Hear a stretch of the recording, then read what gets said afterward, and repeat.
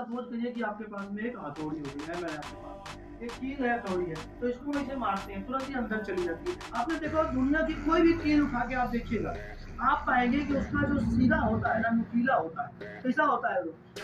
ये वाला सीधा आप पाइएगा कैसा होता है, वो नुकीला ऐसे नोक बना होगा, आगे आकर के नोक कर देगा, पीछे पूरा भयानक मोटा कर देगा, कोई दिक्कत नहीं, लेकिन आगे कर देगा आपको नुकीला दे देगा। क्यों ऐसा क्यों होता है?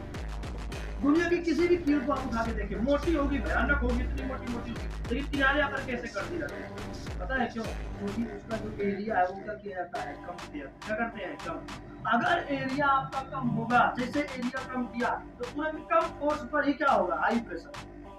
समझ पा रहे हैं? और हमको प्रेशर से ही काम होता है। जैसे पेन वगैरह हम लोग लिखते हैं, यहाँ पर प्रेशर फिनोमेना अप्लाई होता है, उसका नोक हमेशा क्या मिलेगा आपको, पतला मिलेगा। अगर पतली नोक होती है तो उस पर क्या होता है कि कम फोर्स पर ही ज्यादा प्रेशर अप्लाई हो जाता है। किन्हीं भी जगहों पर आप देख सकते हैं, एक क्वेश्चन आ गया है, आप अगर ध्यान देंगे थोड़ा सा, तो क्वेश्चन कहता है कि क्या कारण है दलदल में फंसे हुए व्यक्ति को लेटने की सलाह दी जाती है? क्वेश्चन सुनिएगा आप लोग, एक बार रिपीट करता हूँ कि दलदल में फंसे हुए व्यक्ति को लेटने की सलाह दी जाती है, क्यों?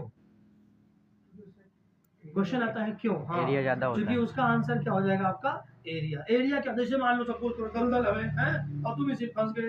अक्सर आप देखिएगा ना, आदमी खड़ा होता है, जैसे कहीं फंसे तो धंस रहे हो वहां पे, राइट। दलदल इन द सेंस धंसना, जिस प्लेस पर आप धंस रहे हो। तो इसे मान लीजिए ये है, तो हम क्या करते हैं, अपनी एड़ी को थोड़ा ऐसे उठा लेंगे, धंस रहे हैं तो आपको पता ही नहीं है कि अगर एरिया को उठाओगे ना तो एरिया क्या हो जाएगा, और कम। कम हो जाएगा।